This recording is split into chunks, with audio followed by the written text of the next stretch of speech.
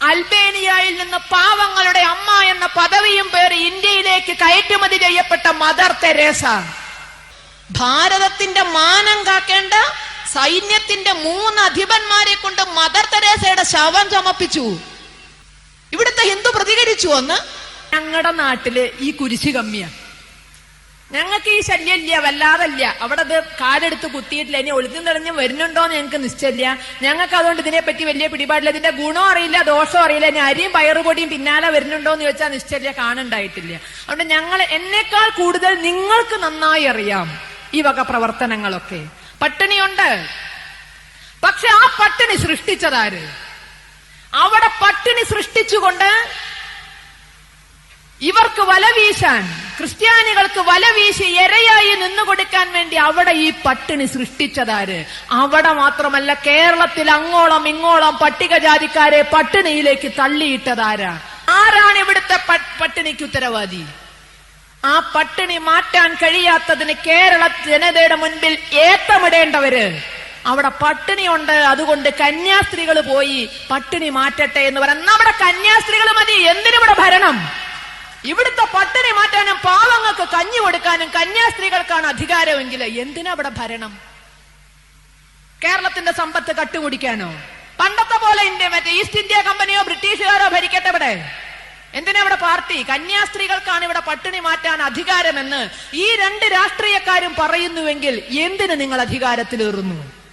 രാജിവെച്ച് അവനവനുള്ള എല്ലാ സ്ഥാനമാനങ്ങളും രാജിവെച്ച് പുറത്തിറങ്ങുക.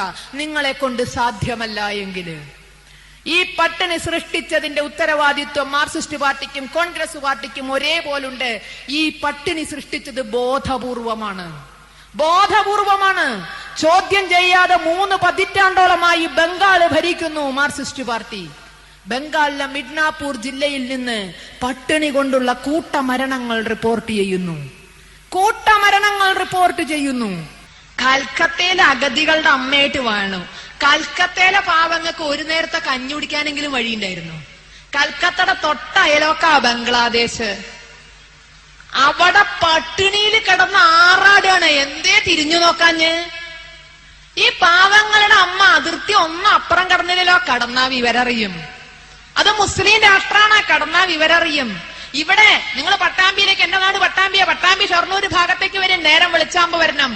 തിരൂര്, താനൂര്, പരപ്പനങ്ങാടി ഭാഗങ്ങളിലെ സമ്പന്നന്റെ വീട്ടിലേക്ക് പിച്ച തണ്ടാൻ പോകുന്ന മുസ്ലിം സഹോദരിമാരെ ഞാൻ കാണിച്ചു തരാം. എന്തേ അരിയും പയറും പാൽപ്പൊടിയായിട്ട് അവരുടെ ഇടയിൽ പോവാത്തത്? നേരത്തെ പറഞ്ഞതിന്റെ പോവാനേ പറ്റുമോ? തിരിച്ചു വരാൻ പറ്റില്ല. ഹിന്ദുവിന്റെ ബോധക്കടൊന്നും അവർക്കില്ല. അവര് വിവരം പഠിപ്പിച്ചു വിടും. അവിടെ ജീവകാരുണ്യ പ്രവർത്തനമായിട്ട് ചെന്നാൽ വിവരം പഠിപ്പിച്ചു വിടും. പാകിസ്ഥാനിലെ വിവരം അറിയാലോ എന്തേ ഉണ്ടായി എന്ന്. അവിടെ കുരിശെന്ന് കേട്ടാ വെട്ടാ, അത് കേൾക്കുക വേണ്ടുള്ളൂ. മതേതരന്മാർക്ക് ചെന്ന് നോക്കാൻ വളരെ അടുത്ത നാടാണല്ലോ. ഇവിടെ വലിയൊരു കുരിശുണ്ടാക്കിയിട്ട് ഈ ഹിന്ദുവിനെ ഒക്കെ കൂടി അതുമ്മ തറച്ചു കൊല്ലാന്ന് വിചാരിക്കണ്ട. ആ കാലമൊക്കെ കഴിഞ്ഞു. നിങ്ങൾക്ക് നിങ്ങളുടെ കർത്താവിനെ പോലും രക്ഷിക്കാൻ പറ്റിയില്ല. അതുകൊണ്ട് ഞങ്ങളെ രക്ഷിക്കണ്ട നിങ്ങള്.